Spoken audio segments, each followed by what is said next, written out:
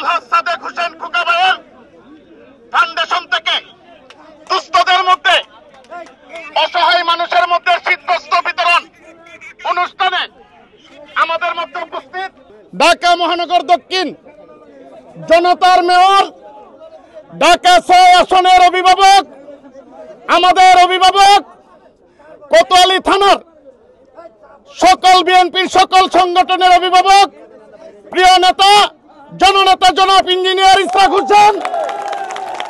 আমরা চিরকালই দেখে এসেছি, ছোটবেলা থেকেই দেখে এসেছি যে আমাদের নেত্রী, দেশনেত্রী বেগম খালেদা জিয়া, উনি নিজে বিভিন্ন এলাকায় ঘুরে, বিভিন্ন অঞ্চলে ঘুরে শীতকালে উনি কম্বল বিতরণ করেছেন। সেখানে আমার বাবা মরহুম সাদেক হোসেন খোকা, তিনিও ওনার সাথে বিভিন্ন প্রোগ্রাম করেছেন এবং তার থেকে শিক্ষা নিয়েই কিন্তু আমরা আজকে আমাদের রাজনৈতিক যে কর্মকাণ্ড রয়েছে সেটি করে চলেছি।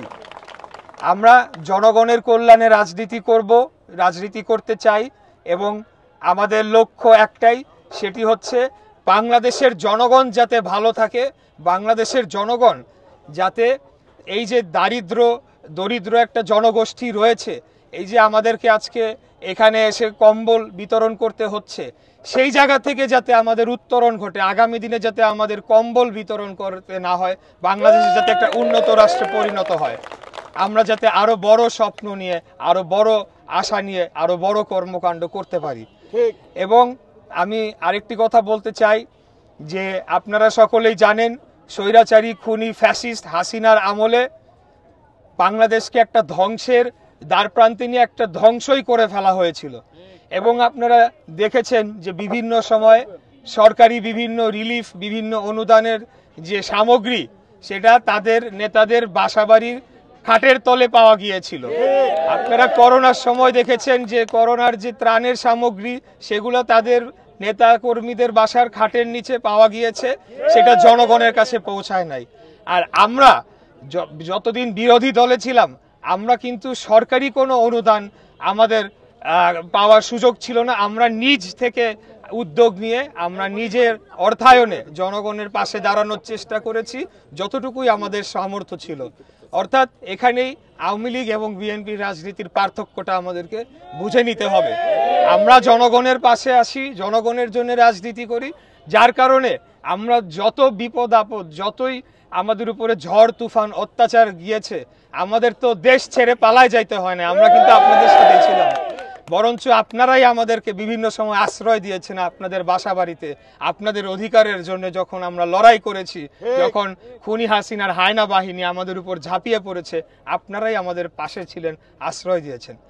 যাই হোক, আজকে মহান আল্লাহ তাআলার অশেষ রহমতে বাংলাদেশ ফ্যাসিবাদ মুক্ত হয়েছে এবং আমি একজন তরুণ প্রজন্মের প্রতিনিধি হিসেবে আমি মহান আল্লাহ তাআলার কাছে তো দোয়া অবশ্যই করি এবং এই আশাটি করি আর কোনোদিন যাতে কোনোভাবে ফ্যাসিবাদ যাতে বাংলাদেশে কায়েম না হয়, সেটা যে কোনো নামে বা যে কোনো দলের মাধ্যমে হোক, বাংলাদেশে ফ্যাসিবাদ যাতে কায়েম না হয়।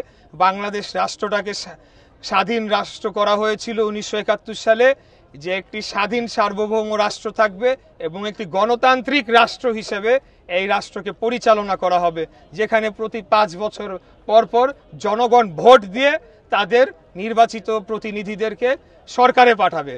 তাহলে পরে এই যে এত দুর্নীতি, গুম খুন যাই হয়েছে, কোনো কিছুই কিন্তু হতো না, কারণ সবারই তখন জনগণের কাছে জবাবদিহিতার আওতায় থাকতে হতো, জনগণের কাছে যেতে হতো ভোটের জন্য প্রতি 5 বছর পর পর।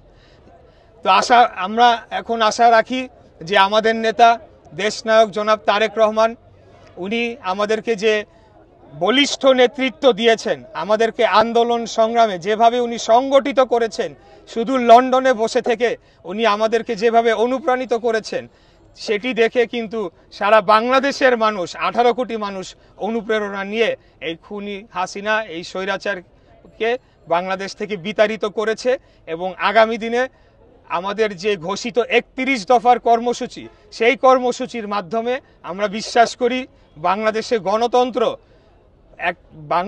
গণতন্ত্র পার্মানেন্টভাবে এটা প্রতিষ্ঠা পাবে এবং জনগণের কল্যাণে যা যা করণীয় সকল কিছু করা হবে, যাতে জনগণের অর্থনৈতিক উন্নয়ন হয়, জনগণের কথা বলার অধিকার থাকে, জনগণের বেঁচে থাকার অধিকার থাকে, জনগণের আপনাদের ছেলেমেয়েরা যাতে ভালো শিক্ষার তাদের ব্যবস্থা হয়, আমাদের যাতে ভালো চিকিৎসার ব্যবস্থা হয়, এই ধরনের সেবাগুলো যাতে আমরা জনগণের দোরগোড়ায় পৌঁছায় দিতে পারি, সেটার লক্ষ্যে আগামী দিনে বাংলাদেশ জাতীয়তাবাদী দল আপনাদের ভোটে নির্বাচিত হয়ে রাষ্ট্র ক্ষমতায় আসলে সেই কাজগুলো করা হবে ইনশাল্লাহ। আমি আপনাদেরকে কথা দিতে চাই, সকলের সামনে কথা দিতে চাই যে আগামী দিনের রাজনীতিটা, বিএনপির রাজনীতি কেবলমাত্র জনগণের কল্যাণে হবে এবং দেশের কল্যাণে হবে। অন্য কোনো কিছুকে আমরা সুযোগ দিব না। বিএনপির নাম ব্যবহার করে কেউ যদি এখনো কোনো ধরনের অপকর্ম করেও থাকে, আপনারা একটা জিনিস একটু সতর্ক করে দিতে চাই, হয়তো কোনো কেউ ব্যক্তি আমাদের দলের নাম ব্যবহার করে দুই একটি কিছু অপকর্ম করেছে, সেটার দায়ভার কিন্তু আমরা নিব না এবং সেটার দায় আমাদের উপর আসে না। আমরা কি এখন সরকারে আছি? আমাদের হাতে কি স্বরাষ্ট্র মন্ত্রণালয় আছে যে আমরা এই আইন শৃঙ্খলা নিয়ন্ত্রণ করব?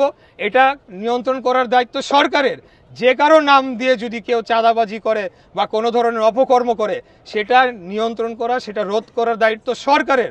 অতএব এটাকে সরকারকেই এই দায়ভারটা নিতে হবে। আমরা বলতে চাই, আমাদের নেতার বক্তব্য স্পষ্ট যে বিএনপির নাম দিয়ে কেউ কোনো চাঁদাবাজি করলে সেটাকে কোনোদিনও আমরা সেটাকে অন করি না, আমরা সেটাকে গ্রহণ করব না। আমরা জনগণের জন্য রাজনীতি করে যাচ্ছি এবং আজীবন জনগণের জন্য রাজনীতি করে যাব। এটাই আমাদের ওয়াদা, এটাই আমাদের প্রতিশ্রুতি এবং আগামী দিনে সেটা আপনারা অবশ্যই দেখতে পাবেন।